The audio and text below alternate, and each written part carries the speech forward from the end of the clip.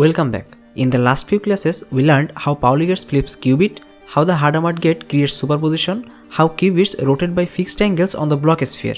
But notice something important. So far, every gate we used was a fixed rotation, either 180 degree or a specific predefined angle. Quantum computation becomes powerful only when we can control rotations precisely. This is exactly what today's class is about. Today, we introduce rotation gates. These gates allows us to rotate a qubit by any angle we choose.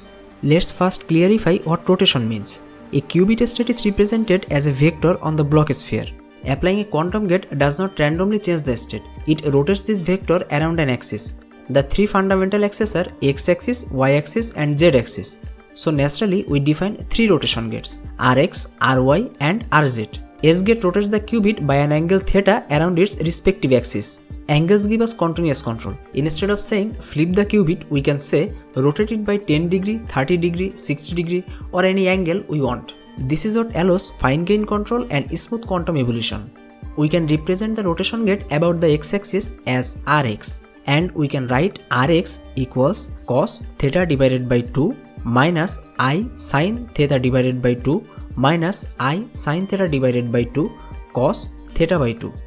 This gate rotates the qubit around the x-axis, mixes amplitudes and introduces complex phase through I. You will notice something that looks strange. In all rotation matrices, we see theta divided by 2 instead of theta. You may wonder why we use half angle instead of full angle. The reason is that the Bloch sphere is a geometric representation, not a physical space. A rotation of theta on the Bloch sphere corresponds to theta divided by 2 appearing in the state amplitudes. So, Bloch sphere rotates by theta, but amplitude change using theta divided by 2. Keep this idea in mind. It will appear again and again.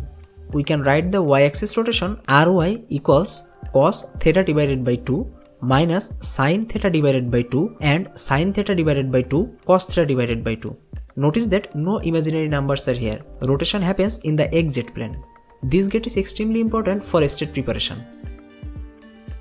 Now here is the z-axis rotation written like this. This gate does not change probabilities, it changes relative phase. It rotates the qubit around the z-axis. This is pure phase evolution. Now we are about to connect our new rotation gates to the fixed gates you learned in the previous classes. Think of it this way. The Pauli gates are just special cases of rotation gates where the angle theta is exactly pi or 180 degree. If we take our Rx matrix and plug in pi, then we get this. Now you might say, wait, the x gate I know is just zeros and ones. Where did the minus I came from?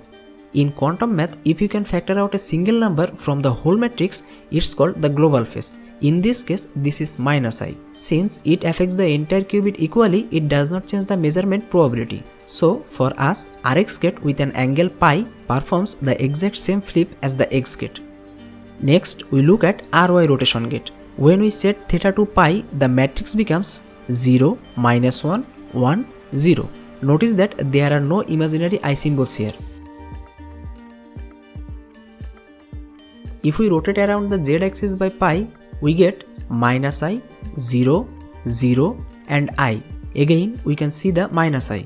If we ignore the global phase, then we are left with the standard z-gate. So, it's just a 180 degree spin that flips the phase of the qubit. Now, you might wonder why we ignore those extra minus I or global phase term.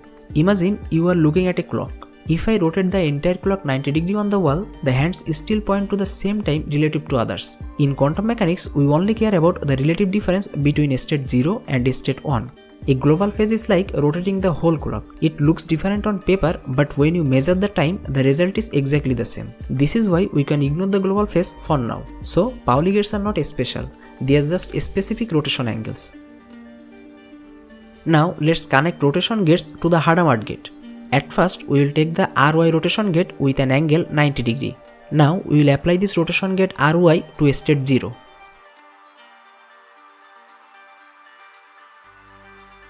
We can see that the resultant state is plus state. But we already know that if we apply Hadamard gate to state 0, then we get plus state. So, the rotation gate Ry with angle 90 degree is equivalent to Hadamard gate.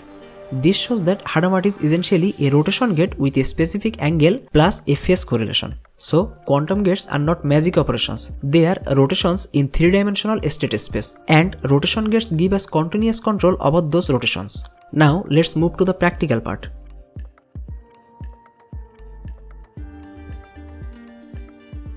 In this lab, we will implement rotation gates, we will observe how changing the angle changes the quantum state, and we will connect rotation matrices to the motion on the Bloch sphere.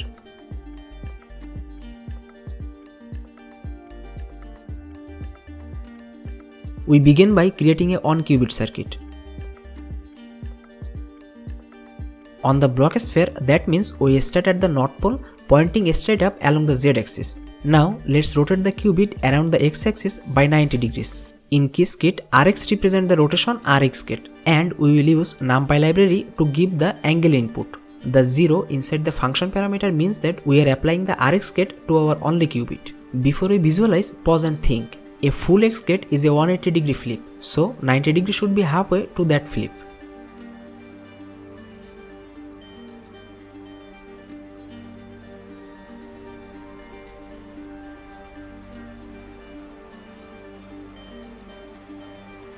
Now observe that the Bloch vector moves halfway between state 0 and state 1. The lattice output shows complex amplitudes. Probabilities are shared, not flipped. This messes the matrix behavior. So angle controls how far the qubit moves, not just what gate it becomes. Now let's check the Rx rotation gate with another angle.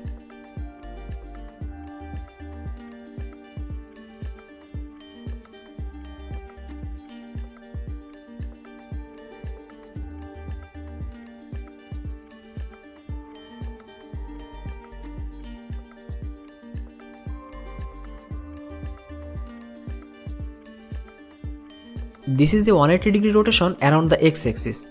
Visually, the Bloch vector flips from the north pole to the south pole. This is exactly what the X gate does. So remember that Pauli X gate is not special. It is just the Rx rotation gate with an angle pi. Now we will reset the circuit and apply a y-axis rotation. This is again a 90 degree rotation, but now around the y-axis.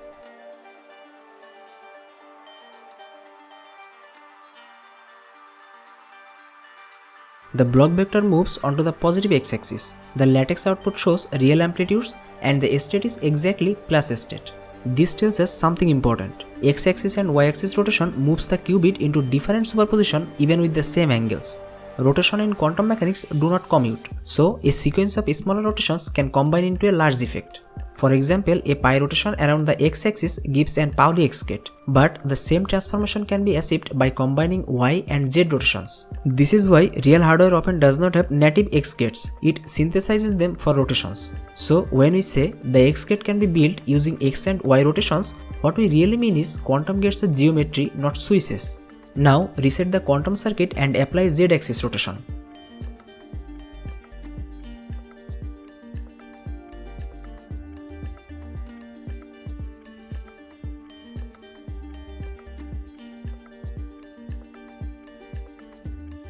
We can see that the Bloch vector does not move. Probability remains unchanged. The lattice output shows a phase difference.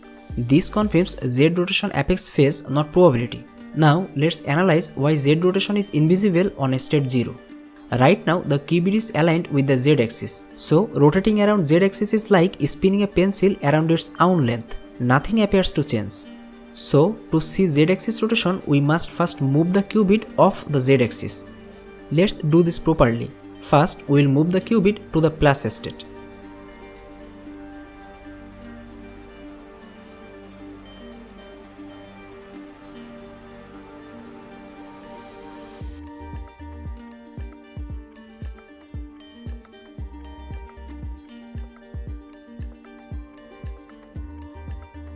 Now, we will apply a Z rotation.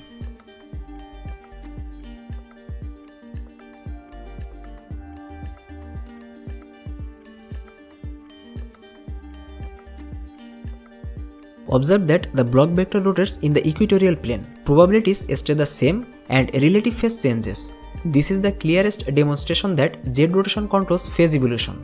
So we can conclude that rotation gates allow smooth transitions between quantum states, precise control of amplitudes, and controlled phase evolution. This is the foundation of quantum control, variational algorithms, and quantum simulation. From now on, think of quantum computation as precision geometry on the Bloch sphere. In the next class, we will study measurement in details and see how continuous quantum state collapse into discrete outcomes. Hope you understand the topics properly. If you still have any doubts, you can ask in the comment section. See you in the next video. Until then, happy quantum computing.